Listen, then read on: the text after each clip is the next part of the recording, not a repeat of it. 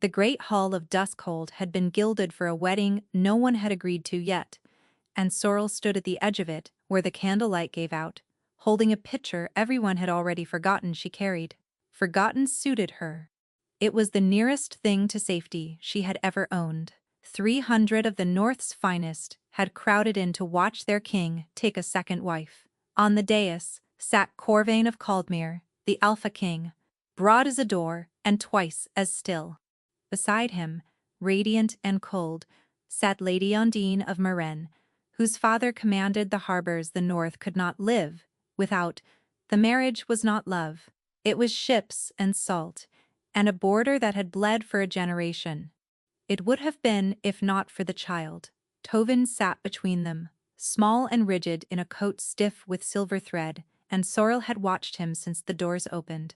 She knew that stillness. She had worn it herself once, a small thing holding something enormous carefully, so it would not spill.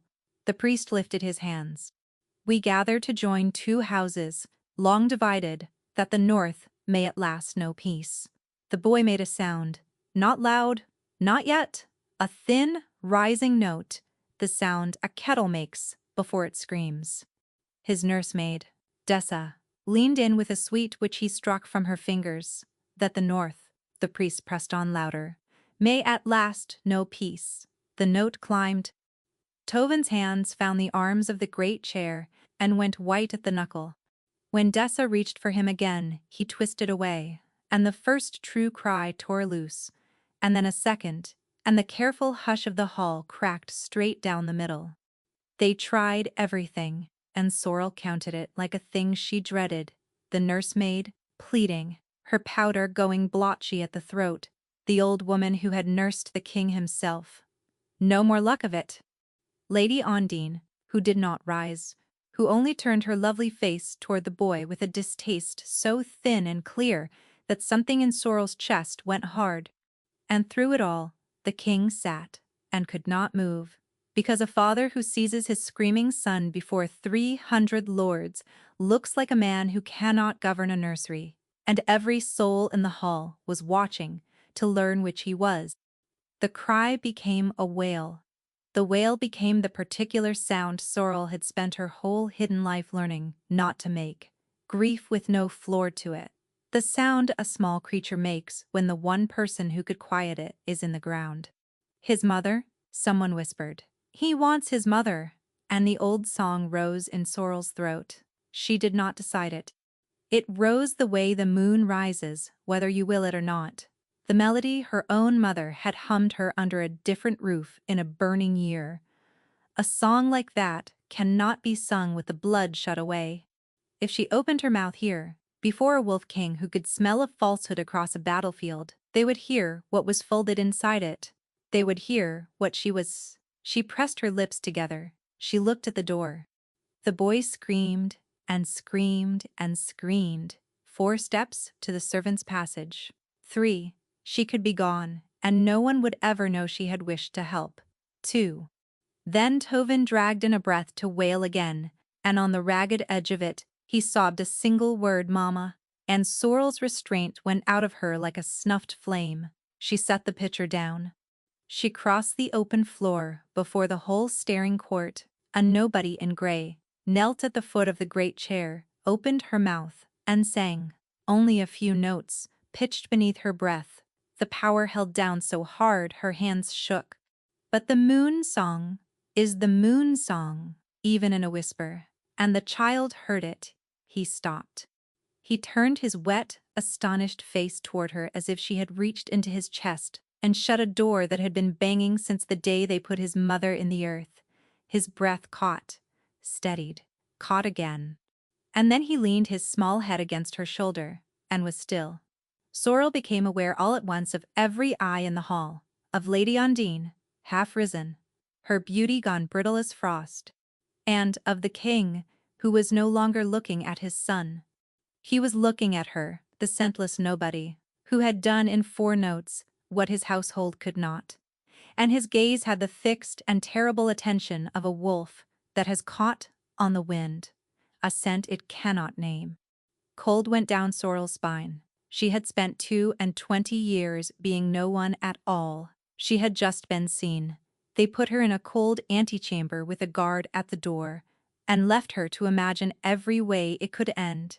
She knew how it ended, for people like her. She had watched it end for her mother. Notice was death, the first law of her life. A girl of the Vielle did not sing where wolves could hear, did not weep where wolves could smell it, did not kneel in the light of a great hall. She survived by being a smudge at the edge of things. She had broken every rule of her survival in the space of 4 notes. For a child who was not hers, for a grief she recognized, the bolt drew back, the door opened, and the king filled it.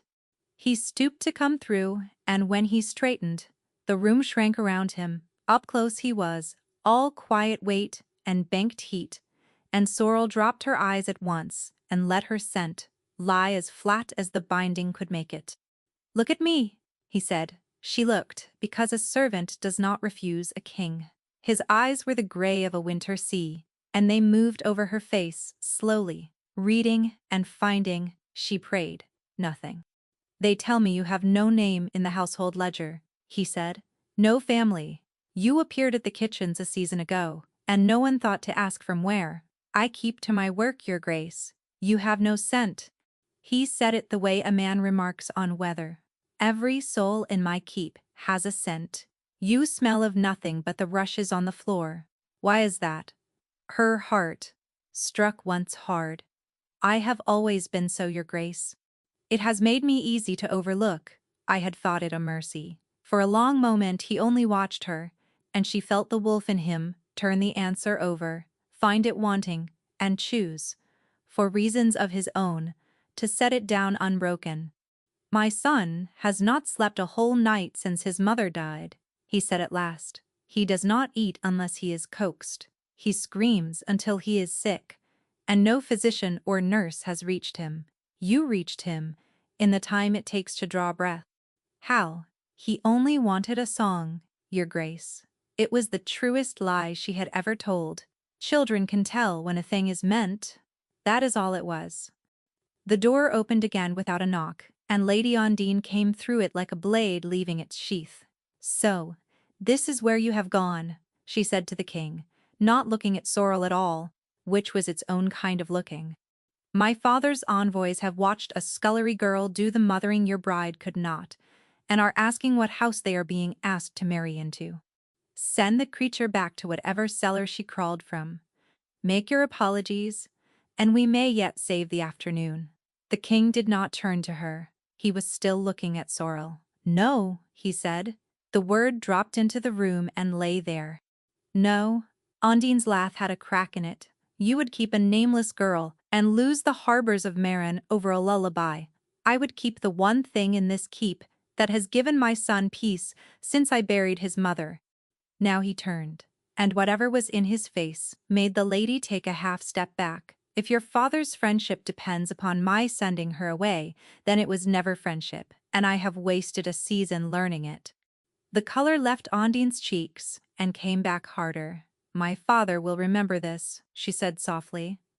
"The north is long, Corvain, and its winters longer, and Marin does not forget a door shut in its face."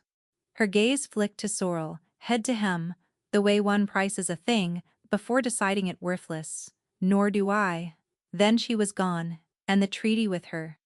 The king let out a slow breath, and when he spoke again, his voice had gentled into something almost tired.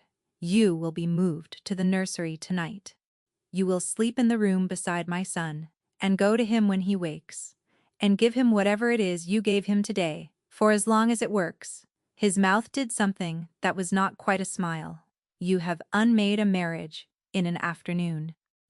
The least the crown can do is give you a bed for it." He left her there, and Sorrel understood the shape of what had been done to her. She was to sleep beside the boy, every night, through every moonrise in the one place she could not choose to be alone. At the far end of the corridor, half hidden in a doorway, a man she did not know watched the guards lead her away, and did not stop watching until she was gone from sight.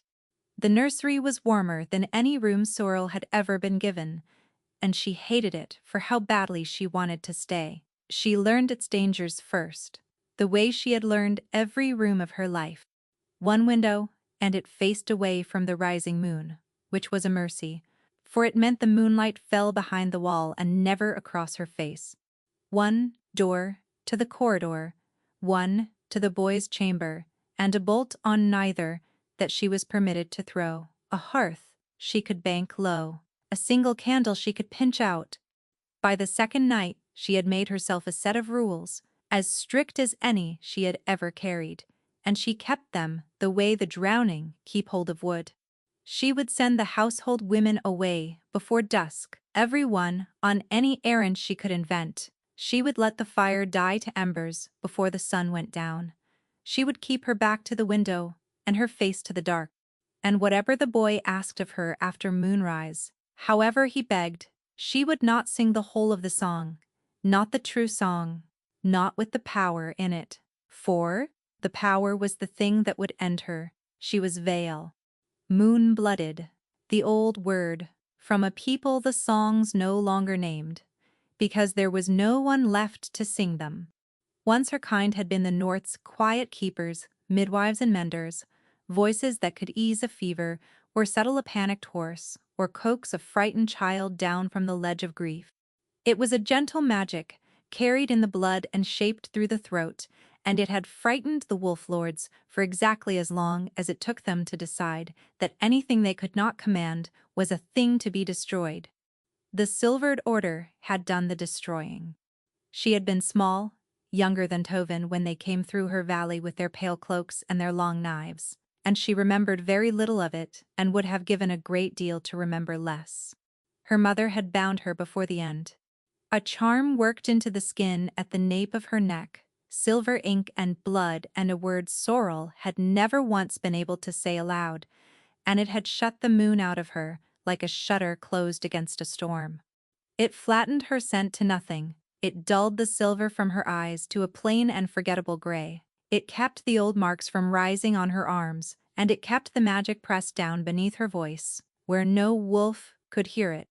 It had kept her alive for 20 years, and it had cost her everything a life is made of, because the binding had a cruelty folded into its mercy. It would only lift for love. Her mother had wept when she told her. There at the end, with the smoke coming under the door, the binding could be broken, and her true self returned to her, safe and whole, and free to walk in daylight as what she was. But only if an alpha of true heart came to love her as she stood, the gray nobody, the nothing girl, wanting nothing from her and knowing nothing of her blood. If he learned first what she was, if he came to know the silver for hers, or heard the power in her and understood it, or was told the word veil, then the thing between them could never be trusted, not by him and not by her, for how could either of them ever know whether he loved the woman or only the gift? And so, the binding would hold forever, if it had to, a life of gray, or a love built on ignorance, that could shatter the instant the truth was spoken. It was, Sorrel had long ago decided, a very stupid way to be saved. She had never expected to test it. Gray nobodies are not loved. That was the whole safety of being one. And now, she slept beside a king's son, and the king came to the door. He came the first night, and every night after. She would hear the corridor go quiet, the guards' talk fade, and then the particular weight of him in the dark beyond the threshold, a stillness that had a shape. He never came in. He stood in the doorway with the corridor at his back, a black cutout of a man, and he listened. That listening frightened her more than any knife. A knife, she understood. But a man who stood at her door each night and asked nothing, took nothing, only waited to hear her voice, was a man learning the sound of her without knowing he did it, and she could not think what to do with a danger so patient and so quiet. Tuvin wanted stories. This she could give him, for a story is only a voice, and a voice can be kept empty if one is careful. So she told him stories, and she made them herself, so there would be no risk of what she might sing by accident from an old and dangerous one. There was a fox, she told him the first night, who lived at the edge of a kingdom of hounds, and the fox had taught herself to walk on two legs and wear coat and bow like a courtier, so that none of the hounds would ever know she was a fox at all. Did they find out? Said Tovin, who was 4 and merciless. Not yet. Every day she went among them, and every day she was so afraid of being sniffed out that she never once let herself run, though running was the thing she loved most in all the world. And then, one morning, the smallest hound, a pup no bigger than a loaf of bread, tumbled down a well. Did she save him? That, said Sorrel, drawing the blanket to his chin, is tomorrow's story. He wailed in protest, but it was a small wail, an ordinary one, the outraged complaint of a child cheated of an ending, and it was so unlike the bottomless grief of the great hall that she heard, from the doorway. The king let out a breath that was almost a laugh. She did not look at him. Looking was a door she could not afford to open, but she could not stop him listening, and she could not, on the 4th night, stop the boy from asking for the one thing she had sworn to withhold. The song, Tovin said, already half into sleep, his small hand fisted in her sleeve. The one from the hall. Do the song. A story tonight, not a song. The song. His lip trembled, and beneath the tremble she heard the crack begin, the fault line that ran straight down to that terrible grief, and she knew that if she let it open, the whole keep would hear him again. Only the safe part, the outer melody, the shell of the moon song with the power pressed down inside it, the same handful of notes she had risked in the hall and no more. She hummed it low, watching the embers, her back to the moon, and she felt the boy go soft and heavy against her side, sliding down into the first easy sleep he had known since his mother died. And from the doorway came a sound she had not heard from the king before, a rough, indrawn breath, caught and held. "Where did you learn that?" he said. His voice was not a king's voice now. It was stripped down to something raw. "It is only an old northern song, your grace," she said to the fire. "Cradle things, every valley has its own. My wife sang that song." The words came slowly, as though each one cost him. "Leora!" She sang it to him before he was born. I have not heard it since she died, and I had told myself it had died with her, because no one living seemed to know it. A silence. She could feel him fighting something in the dark. And now a girl with no name and no scent walks out of my kitchens and sings my son to sleep with my dead wife's lullaby. Sorrel's heart had gone very still and very cold. She had not known. She could not have known. And yet the coincidence sat between them in the dark, like a third presence, and she understood, with sudden dread, that she had walked, all unknowing, into the center of something she did not understand. "I am sorry, your grace," she whispered. "I did not mean to wake old grief." "No," he breathed out. "No. You have given him back something I could not. I will not thank you for it by calling it a wound." A pause, and then, quieter, almost to himself, "Though God knows it is one." She thought that would be the end of it. She thought he would go. But the boy stirred against her, surfacing for one drowsy moment, and murmured, without opening his eyes, the words that stopped the breath in her throat. "Do the whole one." Tovin sighed. "Not the little bit. Mama did the whole one. The one that makes the light come." And in the doorway the king went utterly still. The words hung in the dark, and Sorrel did not answer them. "Not tonight, little wolf," she said instead, smoothing the hair from Tovin's brow with a hand she willed to be steady. "The whole song is a summer song, and it is winter now. It would lose its way in the cold." It was nonsense. The sort a tired child accepts, and he sighed, and let it carry him under, and within 3 breaths, he slept. The king did not move from the doorway. She kept her eyes on the embers, and waited for him to ask again, to command it, to do what men with power do when they are refused a thing they want. He did none of it. "Good night, Sorrel," he said at last. The sound of her name in his mouth, the plain gray name she had chosen because it was forgettable, went through her like a struck bell. Then he was gone, and she was alone with the boy, and the banked coals, and the enormous dangerous fact that a king had wished her good night, and meant it. She learned in the days that followed that a keep is a kind of weather, and that she had become its cold front. It was never said to her face. It did not need to be. A conversation would fall quiet when she passed, and start again behind her, low and amused. And she heard the shape of it in pieces, the way one hears a storm through a wall. The scullery girl who cost the north, its harbors. The nameless thing the king kept over a lady of Marennes. There were uglier pieces too. The ones that came nearest the bone. No scent on her, have you noticed? Not natural, and, always, the boy. She has him bewitched. He was wild as weather, and now he trots at her heel like a whipped hound. Sorrel kept her chin up and her answers short and courteous, and never let her face show that she could hear a word of it. She had a lifetime of practice at being spoken about as though she were furniture. What she had no practice at, what undid her a little more each day, was that she now had something to lose. For the daylight hours were becoming the best of her life, and she hated how quickly she had let it happen. The king had taken to finding them in the afternoons. He would arrive at the garden with the air of a man who happened to be passing, though a king is never merely passing anywhere, and he would fold his great frame onto a bench, too small for it, and watch his son be a child again. Tovin showed him everything, the way children do, a beetle, a chipped tooth, a tower of blocks built expressly to be knocked down, and Corvain, who by every account had not smiled since he buried his wife, would incline his head gravely at each small marvel, as though it were a matter of state.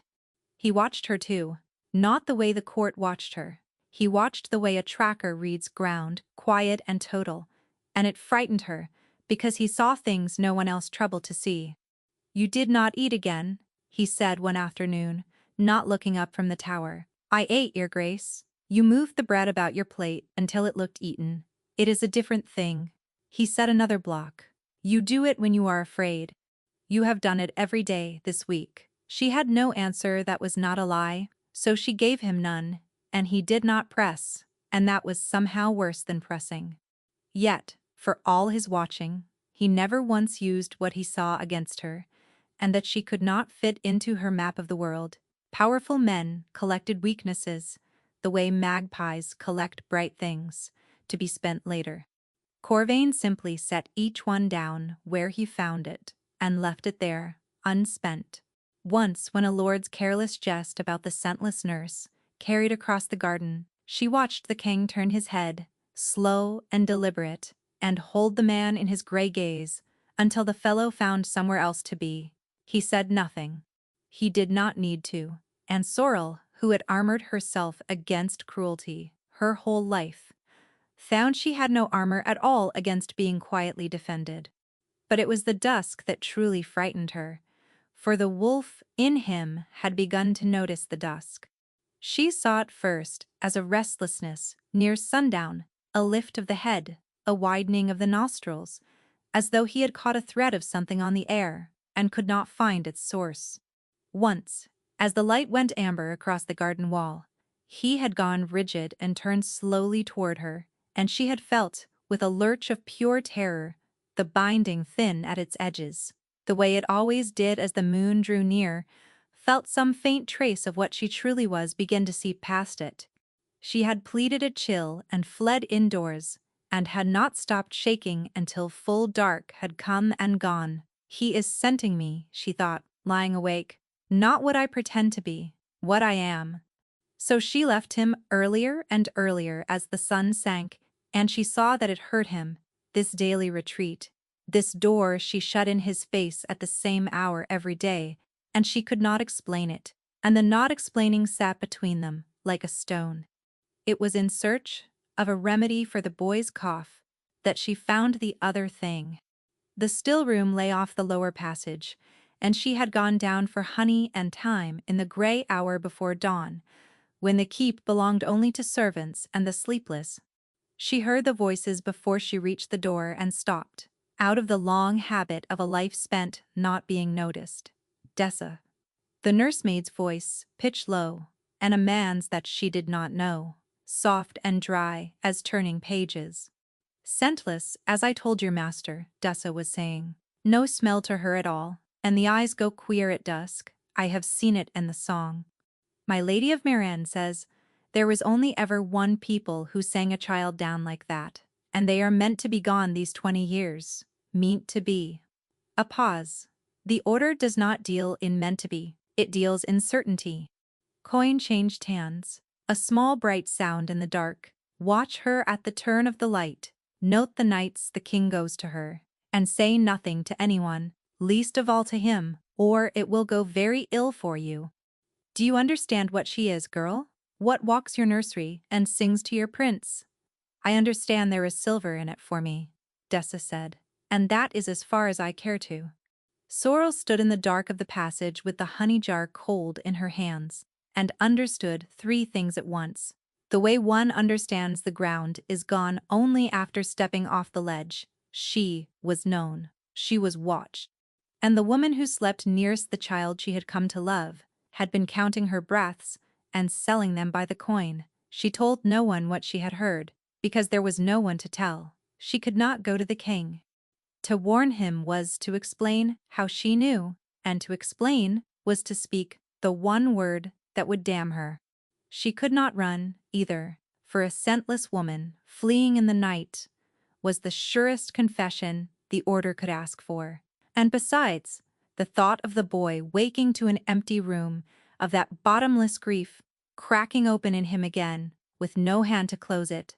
So, she did the only thing left to a person with a knife at her back and no way to turn. She went on as though she had seen nothing, and she watched Dessa watch her, and she held very still. And still, God help her, the good days kept coming. The fox and the hounds had become an institution. Each night, Sorrel spun another length of it, and each night, Tovin held her to account for every thread, for children are the strictest of editors. So the fox climbed down the well, she told him, with a rope of her own making, though she was so afraid the whole way down that her paws shook on the stone. And she reached the little hound at the bottom, cold and crying, and she said, "Did she tell him she was a fox?" Sorrel paused. It was a very good question, and she had not known she would answer it until she did. She wanted to, she said softly. She was so tired of hiding. But she was afraid that if the little hound knew what she truly was, he would be frightened of her, even down there in the dark where she had come to save him. So she said nothing, and she carried him up on her back, and no one ever knew who it was that had gone down into the well. From the doorway where the king now sat openly, having given up the pretense of passing by, there was a silence, and then, quietly, "That is a sad story to tell a child." "He does not hear it as sad," Sorrel said. "He hears that the pup was saved. And you? How do you hear it?" She did not answer. She had said far too much already. It was not all sorrow. There were evenings. The boy was so absurd that even his father broke. Once Tovin announced, with the total gravity of the very young, that when he was king he would outlaw vegetables, baths, and bedtime, and appoint the fox as his general. And Corvain asked, straight-faced, what the fox's first campaign would be, and Tovin said, "Against the peas." A sound so unexpected and so warm that Sorrel had to turn to the fire to hide her face, because she felt it in her chest like sunlight and knew she had no right to. Not the order, not Dessa, not the silver being counted in the dark. The danger was that at some point, without deciding to, she had begun to want a life she was forbidden.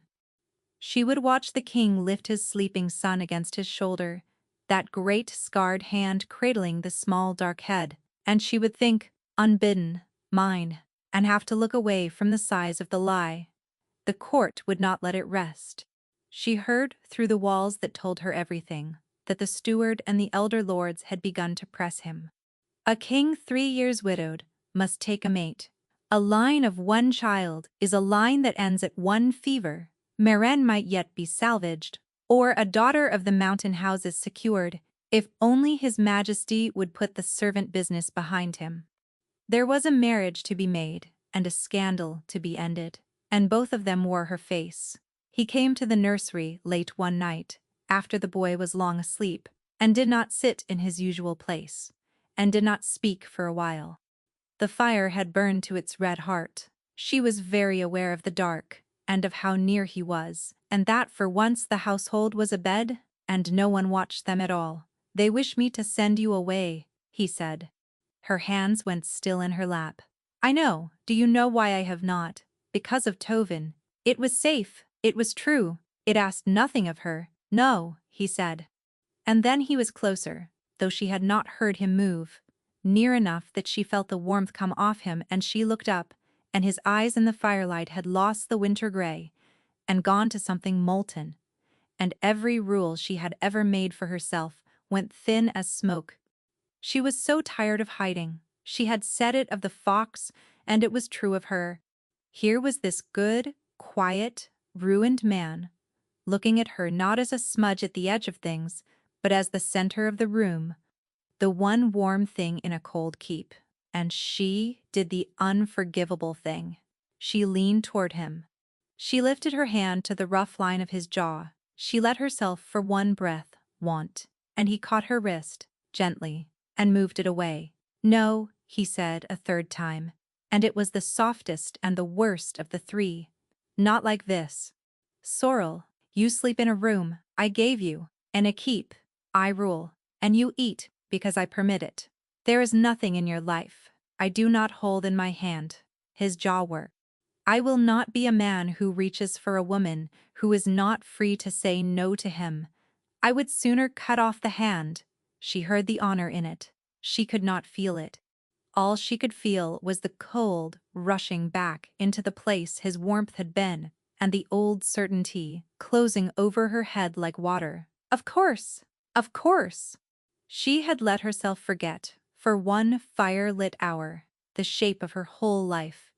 That gray nobodies are not chosen, that the nothing girl is tolerated and used, and set gently aside, that the binding would hold until the sun burned out, because no one would ever love the thing she truly was when they could not even want the thing she pretended to be.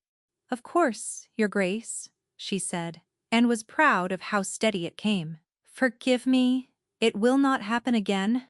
She saw the words land on him wrong, saw him open his mouth to take them back, and she rose and put the fire between them before he could, and after a long moment, she heard him go.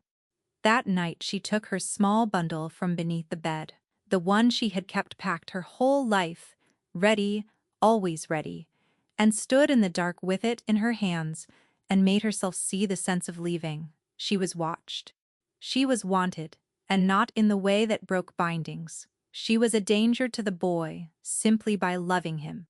Every instinct she had ever trusted told her to be a smudge again, to slip out through the still room passage and become no one in some other town. Then Tovin turned in his sleep in the next room and said her name, just her name, small and certain, the way a child says the name of a fixed point in the world. And she set the bundle down. She could not go. That was the plain and stupid truth of it. All her life, she had been able to leave any room, any town, any life, the instant it grew teeth. And now a boy of 4 had said her name in his sleep, and she could not make her feet move. In the morning Dessa was waiting with a basin, and a smile that did not reach her eyes. "You look tired, my lady," the nursemaid said, sweet as spoiled milk. "The whole keep remarks on it, that the little prince has grown so fond of you, so very fond, so very fast, unnatural fast, some are saying." She wrung the cloth. "They are saying a great many things about a girl with no scent, and a song out of a dead people. You want to be careful what you are. Someone is always watching. The king would not hear of them hiding at midwinter. The court has made a ghost story of you," he told Sorrel, "and a rumor of my son. I will not feed it by locking you both away. You will sit at the feast where every soul can see that the prince is well and his nurse is a woman like any other. Let them look. Looking cures more than whispering ever did." She could not tell him that being looked at was the one thing in all the world she could not afford. She could only bind her hair plain and keep her eyes down, and pray the great hall's 100 candles would not outlast the moment the sun went down. They entered together, the king with his son on his arm, and the grey nurse a pace behind, and the noise of the hall dipped and swelled again, like a tide going over a stone. Sorrel felt every eye touch her and slide away. She found Dessa at once, near the hearth, too watchful for a woman with wine in her hand, and she marked, without seeming to, the 2 servers in plain grey, who moved through the crowd and never once carried a full tray. Her whole body knew the shape of a trap, long before her mind would agree to say the word. The hall was a different beast by night, all heat and clamor and the reek of wine and roasting meat, so thick with scent that even a wolf might lose a thread in it. Sorrel understood, dimly, that this was why they had grown bold. In such a crush, who could say which hand had held the cup, which shoulder had pressed too close, which servant in plain grey had never been seen before that night and would never be seen again. She kept Tovin on her knee and her back to the wall, and counted the hours by the fall of the light in the high windows, from gold to amber, to the deep red that meant she had very little time. She had already begun to plan her retreat, the excuse, the passage, when a server she did not know set a cup of hot spiced wine at her elbow and melted into the crowd before she could refuse it. She looked at the cup. Steam curled from it, sweet and dark, and beneath the sweetness, so faint she might have dreamed it, a thin cold thread of something that did not belong, something like metal, something that made the fine hairs rise along her arms. She did not touch it, but the king, leaning to say a word to his son, saw her face, and followed her stare to the cup, and went from ease to iron in the space of a heartbeat. What came next happened too fast to see, whole, and she would piece it together only afterward, in the long dark. A movement at her shoulder that was not the cup at all, that had never been the cup only the bright thing, set to fix her eyes while the true work came from behind, a glint, low and quick. A thin blade, the color of the moon, sliding for the soft place beneath her ribs, and the king between them. He did not shout, he did not call for a guard. He simply moved, faster than a man his size had any right to, and put his own body in the road of the blade. And Sorrel heard it go into him, a small and dreadful sound, and felt his weight come against her as the strength went out of his legs.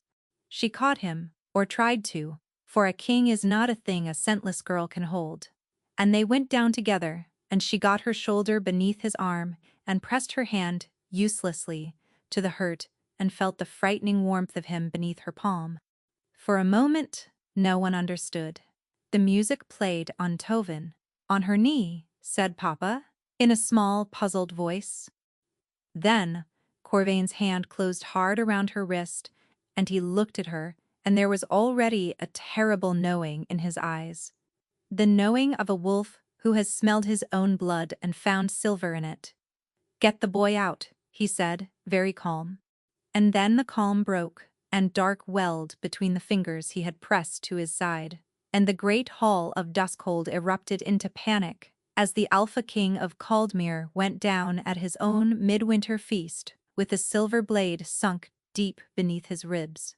She got the boy out. That was the one clear order in the chaos, the only thing her body knew how to do, and she did it. She swept Tovin up and pressed his face into her neck so he would not see his father on the flagstones, and she carried him through the screaming hall to the nursery and put him into the arms of Harlan, the grizzled captain, whose loyalty the king had never once had cause to doubt. "Let no one pass this door but me," she told him, and something in her voice made the old soldier obey a nurse as though she were a queen. Then she went back. They had carried the king to his chambers. The royal healers were already at work when she pushed through the press of frightened lords, and she saw at once in the set of their mouths that they were losing him. The blade had come free, and the wound itself was not so wide, but the flesh around it had gone a dark and shining gray, and the grayness was spreading, creeping out along the veins like frost across a window. Silver, the eldest healer said, low, to no one at all. Silver worked into the steel. There is nothing to be done for silver in a wolf. It goes to the blood, and the blood carries it to the wolf, and it burns the wolf out of him. If it reaches his heart, he did not finish. Then keep it from his heart, Sorrel said. They tried. They packed the wound and dosed him, and forced bitter things between his teeth, and the gray went on spreading, slower now, but sure, and by the time the light in the high windows had begun to fail, the healers had stopped meeting one another's eyes. She had sat these hours at the foot of the bed with her hands folded, and her face a careful blank. The perfect servant, invisible even now, while inside her, a countdown ran that no one else could hear. She watched the light crawl down the wall, from bright to bronze, to the first thread of red, and she felt the thing in her blood begin far off to wake, the way a tide feels the moon long before the water moves. Soon. Whatever she did, she would have to do it soon, and alone. And Sorrel, watching the sun go down, knew what she had to do, and knew what it would cost. "Leave us," she said. They stared at her. "My lady, he is the king. He is dying, and you cannot stop it, and I will not have him die." In a crowd, she heard the steel come into her own voice, and did not soften it. She could not tell them the rest. That the sun was almost gone. That within minutes the binding would thin, and the truth would rise in her like a tide, and that whatever she did next, no living soul could be permitted to see. "Leave what medicines you have and go. The captain will send word if there is a change." Perhaps it was grief that made them obey, or the strange authority of a woman with a dying king's blood dried to her wrists. One by one they went. She barred the door behind them, and then the last red line of the sun slipped beneath the hills, and the change came. It came the way it always came, quiet and total, a shutter opening. She felt her scent bloom into the room, warm and green, the smell of a living thing where there had been nothing. She felt the old marks rise silver along her forearms like script written in moonlight. And when she caught her reflection in the black glass of the window, she saw her own true eyes looking back, wide and pale and shining, the eyes of the Vielle, the eyes she had not shown a single soul since her mother closed the shutter on the world. She was, for the first time in a lifetime, entirely herself, and there was no one to see it but a dying man. "Corvain," she said, and her voice, unbound, had a depth to it now, a low resonance, the thrum of the thing her people had been. "Corvain, stay." His eyes opened. They were fever-bright and unfocused, and they found her, and there was no recognition in them at all. Of course there was none. The woman who tended him by day was a gray and scentless smudge.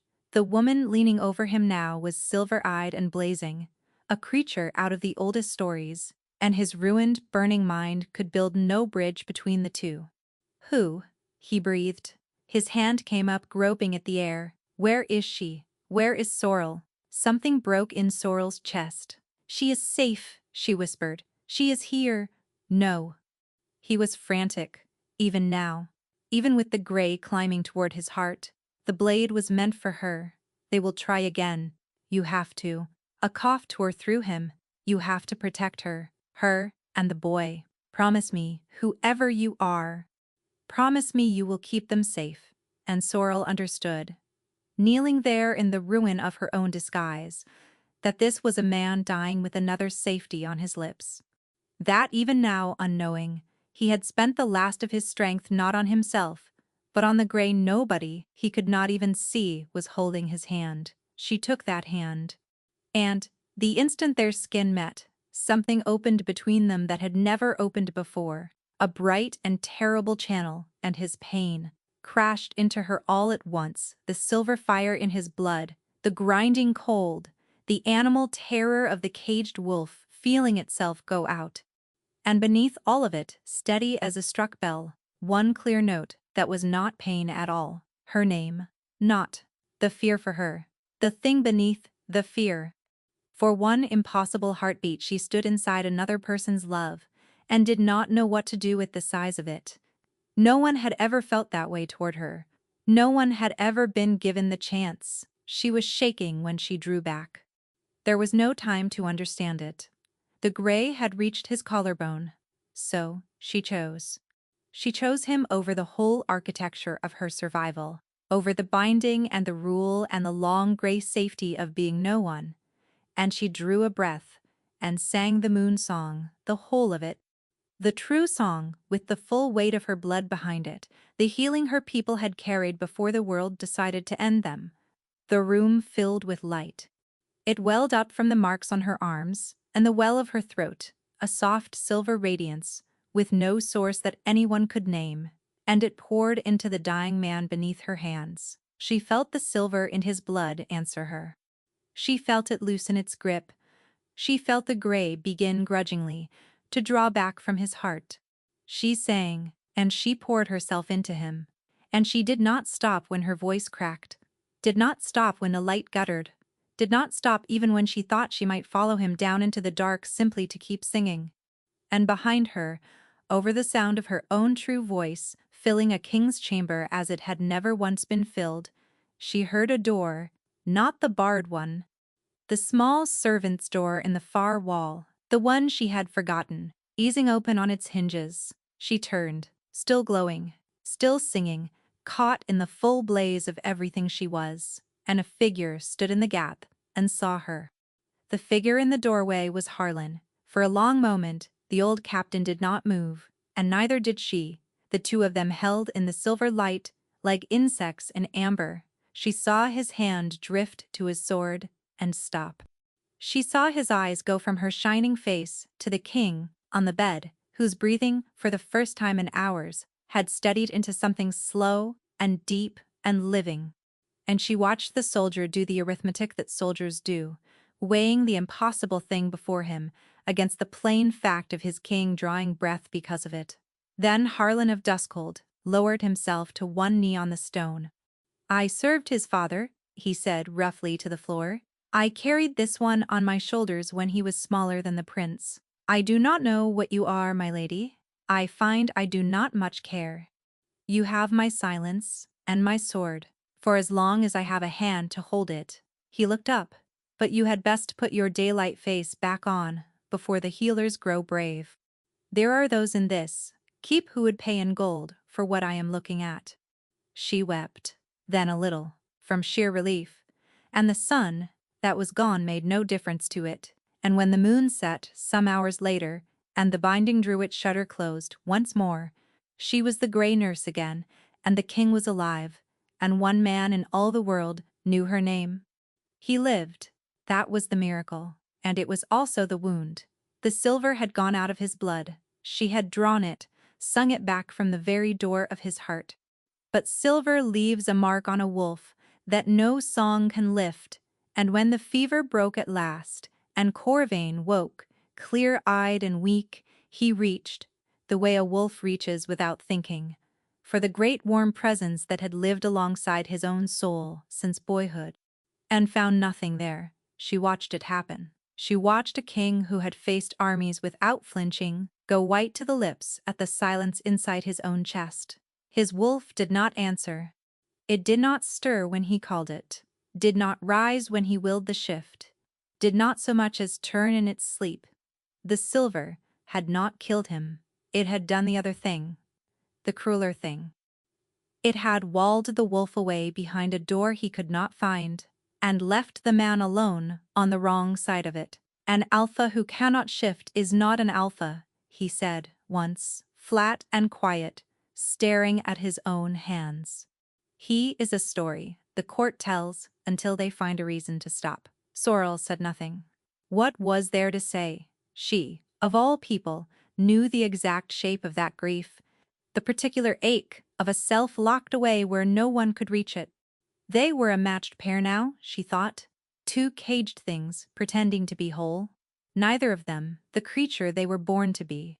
She caught him once, in the gray before dawn, standing at the window with his hand pressed flat to his own chest, willing the shift, his whole body shaking with the effort of calling a thing that would not come. She did not let him see her. Some griefs a person must be allowed to carry unwitnessed, and she owed him that much, who had given her so many of her own. The court was no longer safe, and everyone knew it. An assassin had walked into the king's own hall. The nursemaid Dessa had vanished in the night, the moment the guard came asking questions, and the king, weakened and wolfless, was a target the size of a mountain. It was Harlan who arranged the leaving, quietly, before dawn. A small party, and a plain cart, and no banners at all. It was the king who asked, wearily, where a man might go, that the order did not have eyes. "I know a place," she said. "It is half a ruin. No lord holds it and no map marks it, and no one has looked for anything there in 20 years. She did not say the rest, that it was the one place on the earth that had ever been hers, that she had crawled into its broken cellars as a child with the smoke of her whole valley still in her hair, and hidden there, and lived, that she was about to lead the son of the north into the graveyard of her people, and call it sanctuary, because it was. The holdfast stood at the head of a hidden valley, where the mountains folded close, its roof half gone, its gardens run to glorious wildness, a place the world had forgotten so completely that it had gone soft and green and safe. And there, in the weeks that followed, something happened that Sorrel had stopped believing could happen to a person like her. She was happy. The days were long and slow and full of small things. She showed Tovin the frog pond, and the collapsed tower where the swallows nested, and the wild plum that fruited sour and wonderful. She and the king took the boy walking through the overgrown orchard in the broad light of afternoon, and the ease they had once built on either side of a nursery screen carried out now into the open air, into daylight, and lost nothing in the crossing. If anything, it was better. Now she could see his face when he laughed. She could watch the color come back into it, week by week, and pretend it was her doing. He did not press her. That was the thing that undid her most. One evening, by the fire, she had said more than she meant to, called the valley the place her people died, and he had gone quiet, and asked gently, only, who were they? And when she said, a people the order decided the world was better without and could not go on, he had simply nodded and taken her hand, and let the fire fill the silence. He asked for nothing she could not give. Most men she knew would have dug and dug. He never once pried at the seam she had shown him, but let it close again untouched, the way he did with everything, and she loved him for it so much it frightened her once. He spoke of Leora, of how she had sung that old song, and told him it came down through her mother's mother, from people she never named, from somewhere north of every map. He had never understood it. Sorrel, listening, understood it perfectly, and understood, too, why the child had reached for her song across a crowded hall as though it were a rope thrown to a drowning boy, and she held that knowledge quiet in her chest like a coal, and said nothing, and was gentle with him. And she gave him the one true gift she had. One night, when the despair sat on him hardest, she laid her hand against his chest, over the silent place, and let a thread of her hidden senses out along the bond that had opened between them in that sick room.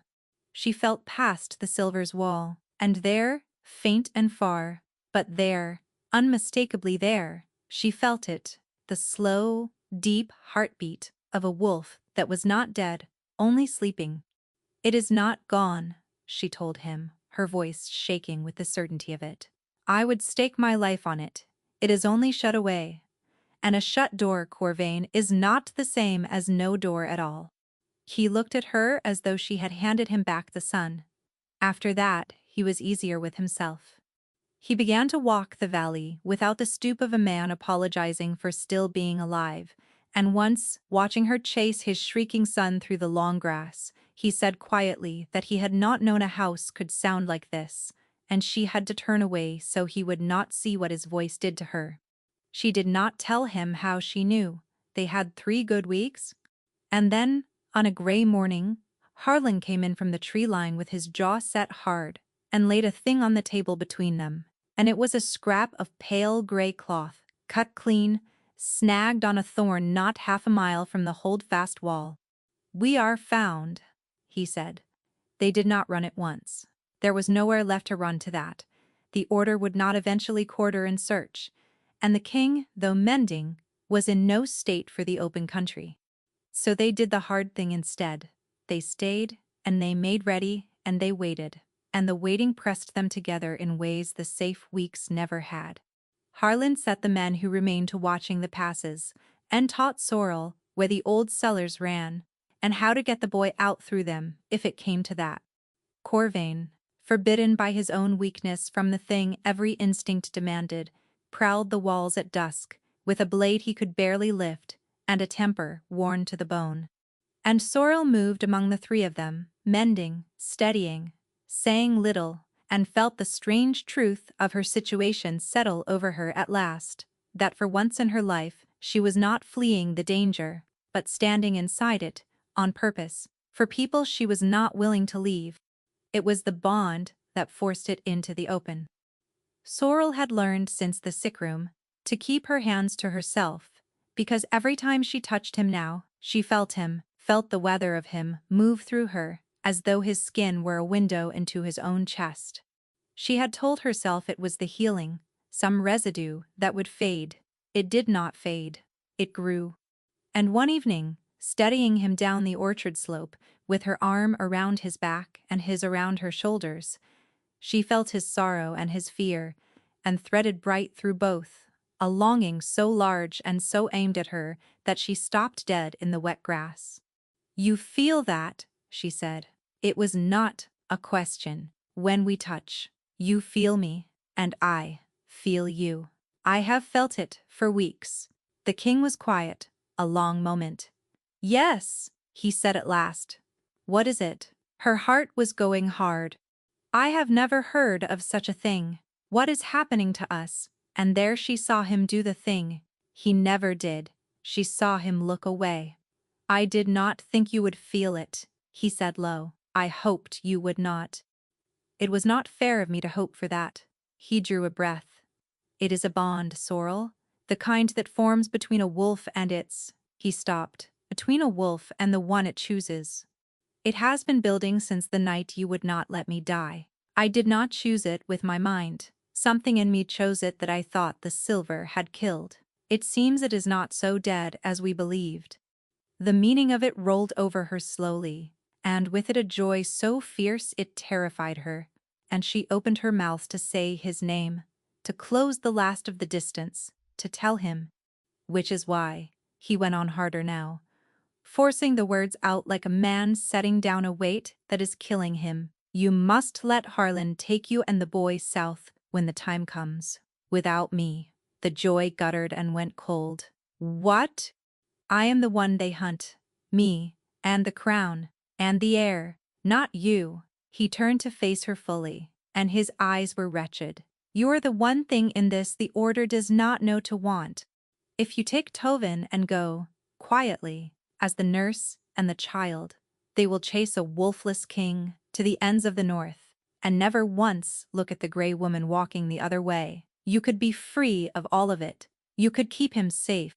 You could have a whole life, Sorrel, an ordinary life, the thing you have never once been allowed without you." Yes, the word cost him everything. She could feel, down the bond, exactly what it cost. "You did not choose any of this. You were a girl, in my kitchens, who made the mistake of being kind. You owe me nothing, least of all your one life, spent guarding a dying line. And that is what you want," her voice cracked. "For me to take your son and vanish and leave you to die alone in a ruin? It is not what I want." He said it fiercely, and the bond flared white-hot with the truth of it. Love and grief and self-loathing all braided together. "It is what is right. There is a difference, and a king learns to live in the gap between them." "You are not living in a gap," she said, low and shaking. "You are hiding in it. It is easier to give me away than to let me choose you, because if I choose you, then you must believe you are worth choosing, and you decided a long time ago that you were not." She saw the words land, saw them strike something raw and true, and the bond stung with it. "I know that feeling, Corvain. I have worn it my whole life. Do not dress it up as honor." For a moment, he could not speak. She felt him reel, felt the truth of it go into him, like a key into a lock he had kept rusted shut for years. And she thought, wildly, that she had reached him, that he would cross the last of the distance and end this here. She saw his hand begin to lift toward her. She saw the word form on his mouth. She never learned what it was. For behind him, over the shoulder of the man who was trying to give her away for her own good, she saw the light on the ridgeline going from gold to amber to a deep and telling red, and felt the first thin thread of the binding beginning to loosen, and knew with a lurch of the old terror that she had stayed too long.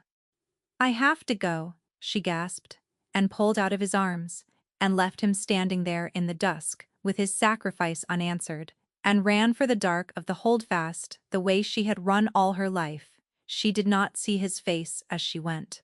She was glad of it. She did not think she could have borne it. That night, she did not sleep.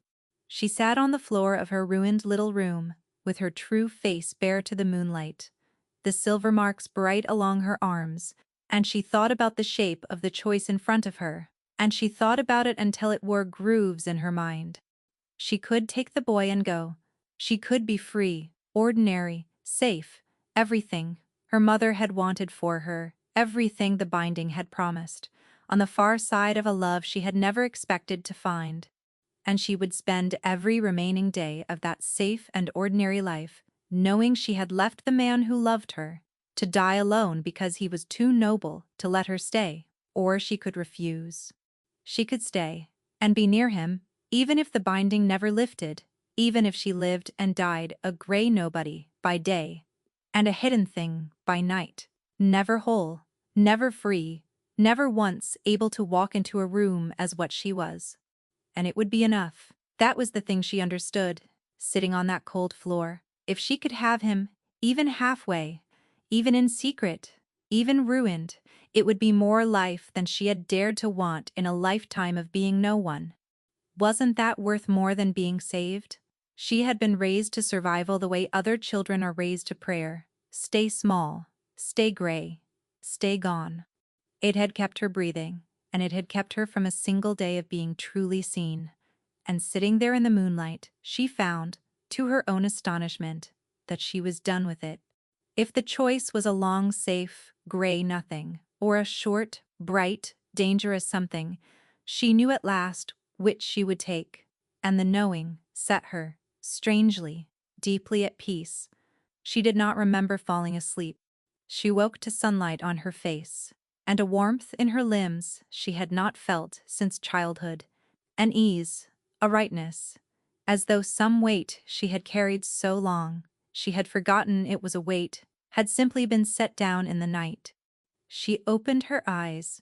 The room was full of morning, and her arms, lying across the blanket in the plain, gold light of day, were marked with silver. Sorrel went very still. She rose. She crossed to the cracked glass on the wall, her heart slamming, and she looked. And the woman who looked back at her had shining pale eyes and a face lit from somewhere within, in daylight, in the full and undeniable light of the risen sun. She lifted a hand to her own cheek. She breathed and smelled herself, green and warm and living at noon. The binding was gone. For a moment, her mind refused it. Then it came all at once, the whole meaning of it, crashing through her like sunlight through a broken roof, and she pressed both hands to her mouth to hold in a sound that was half a sob and half a laugh. The binding lifted only for love. Only when an alpha of true heart loved her as she was, the gray nobody, the overlooked nothing, wanting her and no gift, ignorant of the blood in her veins, he had tried to give her away. He had tried to send her to safety and freedom, with nothing in it for himself, wanting only her life over his own. There was no purer proof of love in all the world, and the old magic had felt it, and let her go. He loved her. Corvain loved her, the woman, the nobody. the true and hidden thing, and the proof of it was written in silver on her skin in the light of day. She stood in the morning and let it touch her, really touch her, sun, on a face that had spent a lifetime turned away from the light and thought her heart might simply stop from the wonder of it. She did not think. She was up and through the door and running through the ruined halls of her own graveyard, with the sun on her unbound face and joy, roaring in her ears like the sea, running to find him, to show him, to watch him understand at last that the silver-eyed woman and the gray nurse were one, that she never had to hide from him again. She found him in the old orchard, in the full light of the morning. "Corvain," she cried, and he turned, and she saw the moment his eyes fell on the shining, silver-marked stranger running toward him across the grass. And she was smiling so hard it hurt, waiting for the recognition, waiting for the joy. It did not come. He did not know her. She saw it, and her running feet slowed. He was staring at her the way a man stares at a threat, half-turned, his weight dropping, one hand rising. And there was no welcome in his face at all, only a hard and wary blankness. The joy soured in her chest. She had run the whole way across the ruin of her people's valley to show him the miracle he had made, and he was looking at her the way a wolf looks at a wolf it does not know, hackles up, deciding whether to fight. "Corvain, it's me," she said, breathless, still smiling, still certain the smile could carry them both over this. "It's Sorrel. I was cursed. I was bound. You were never meant to see the truth of me, but you broke it. You broke it, without even knowing. Sorrel is gray-eyed," he said. His voice was flat and dangerous. "Who are you, and how do you wear her face?" And then she saw him scent the air, the old unthinking gesture, saw his nostrils flare, and she watched the recognition finally arrive, not through his eyes, but through the truth beneath them, the scent that was hers and had never been hers, the bond in his own chest leaning toward her like a plant toward the sun. She saw him go pale, she saw him understand, and she saw, to her horror, that understanding did not bring him joy either. "Your veil," he said softly. He did not need to ask. The word she had never once heard, spoken aloud, by anyone but her own dead mother, fell out of the king's mouth like a stone into a well. The song, the eyes, the healing. It was you in the sick room. It was you all along. You are the thing the Order has torn the North apart to find. "Yes," she breathed. "Yes, and it doesn't matter, because the binding broke." "Corvain, do you understand what that means? It broke because you. It matters more than anything in the world." He took a step back from her, and it was the cruelest thing she had ever felt, that single step, and the bond carried his anguish into her even as his body pulled away. They will never stop now. They wanted a rumor of a girl. What they will find is the last of the Moonblood standing at the side of the Northern King. "Sorrel, you have to run now. Today. Far and fast and forever, and you must never, ever come back, because every hour you stand near me is an hour closer to your death." "I don't want to run." The words tore out of her. I am trying to save your life. I don't want a life you're not in." The words rang across the orchard, and for one suspended moment, they simply stared at each other, the wolfless king and the unbound witch, close enough to touch and a canyon apart. And she felt the whole truth of it rise in her, and she flung it at him because there was nothing left to lose. "You listen to me, Corvain of Caldmere. I have spent my whole life able to walk out of any room the moment it turned dangerous. I am the best there has ever been at leaving. And I am telling you that I would rather stand in the open beside you, as what I am hunted for one single season, than live to be 100, safe and gray and alone, having left the one man who ever loved the nothing underneath. You did not want the crown you'd give me. You did not want me safe and gone. You wanted me. The real me. You loved her without ever seeing her, and that is the only thing anyone has ever done that was worth staying for. I choose you. Do you hear me? I choose. The first arrow took Harlan in the shoulder as he came running from the wall, shouting a warning, and the orchard filled with pale gray cloaks. They came over the ruined wall and out of the tree line, a dozen of them, more the silvered order in the flesh at last, and at their head a lean man with a soft, dry voice she had heard once through a still room door. Somewhere behind her a child was screaming Tovin at the holdfast door, and the sound of it put iron in her spine, because she had promised herself in a great hall long ago that this boy would never again cry out for someone who did not come. "There you are," said High Warden Rook, almost kindly drawing a long bright blade. "Both of you. How very convenient of the king to gather the whole harvest in one field." What happened next, Sorrel would tell Tovin one day, was the last bedtime story she ever needed to invent, because it was true. She put herself between the wardens and the man she loved, and she did not run, and she opened her mouth, and for the first time in her life, she sang with nothing held back at all. The moon song went out of her, like a tide going out, vast and silver and terrible, and it was not the gentle mending of the sick room now, but the whole of what her people had been before the world grew afraid of them.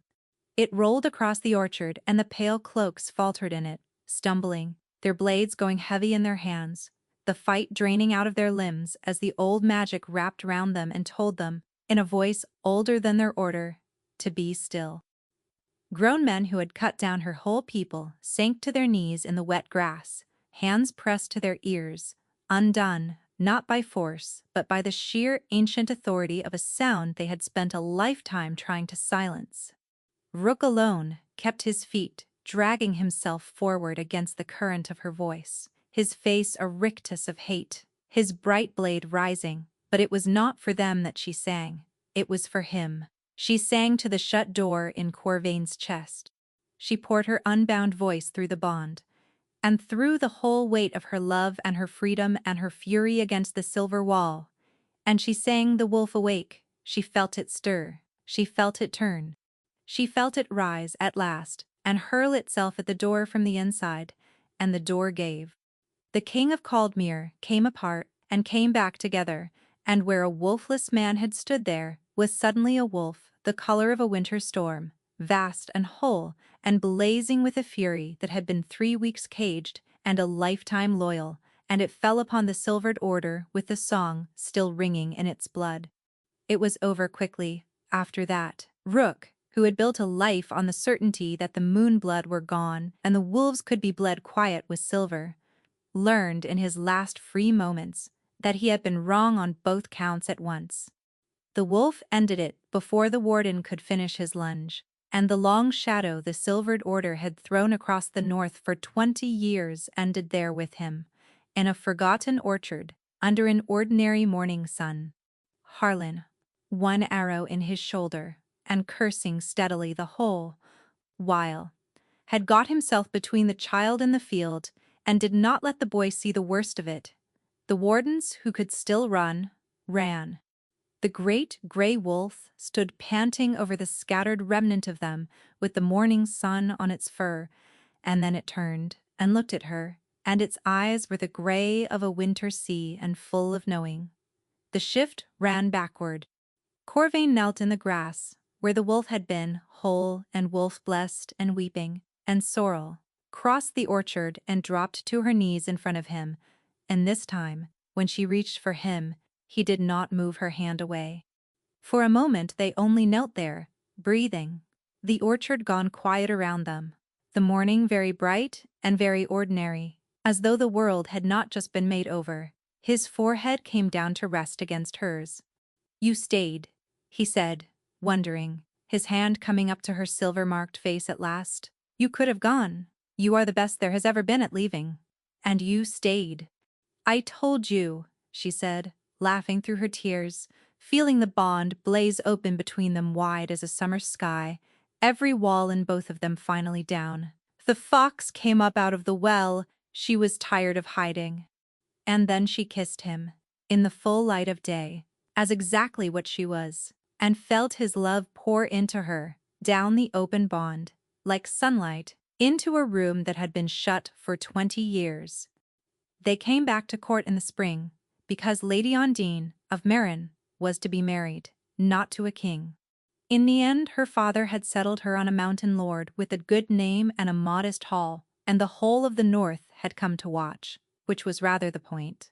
And it was into that gathering that the doors of the great hall opened one bright afternoon to admit the King of Caldmere, with his son on his shoulder and a silver-eyed woman on his arm. The hall went quiet, the way a hall does when it cannot decide what it is looking at. They knew the king. They did not know the woman, luminous and unhurried, who walked at his side as though she had been born to the floor of that hall, and the whispers started at the door and ran the length of the room. "Who is she? I have never seen her. Look at her." And then from someone near the front, who had once thought her beneath noticing, in a voice gone thin with shock, "It can't be. It's the nurse. It's the gray girl." Lady Undine, resplendent and furious at her own wedding, could not stop staring. She had shut a door in this woman's face once, and thought it worthless. Now she watched the North forget her marriage entirely to gape at what she had thrown away, and something in her lovely face curdled and did not recover. Sorrel met her eyes, once, and inclined her head, pleasant and cool, and gave her nothing at all. That was the sweetest justice of it, not cruelty, just the plain unbearable fact of being at last impossible to overlook. They took their places near the front. Tovin, who had grown an inch and a great deal of opinion over the winter, tugged at Sorrel's sleeve until she bent to him, and then, in the ringing quiet of a hall full of people straining to listen, the heir to the north said the thing he had taken to saying, simply, and with total certainty and far too loudly. "Mamma, is it nearly time for the fox story?" And Sorrel, who had been no one at all for 22 years, who had been a smudge and a rumor and a thing the world tried to end, gathered the boy against her in front of the whole staring court, and did not correct a word of it.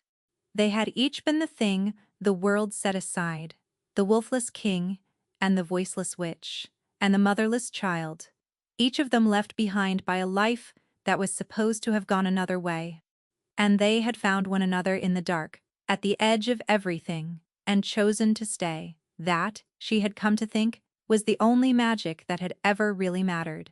Not the moon in her blood, the staying. I hope this one stayed with you. Tell me, do you think Corvain was right to try to send her away to keep her safe, or was he only a fool in love who nearly threw away the best thing left to him? Let me know in the comments below, and I will see you again soon for another story.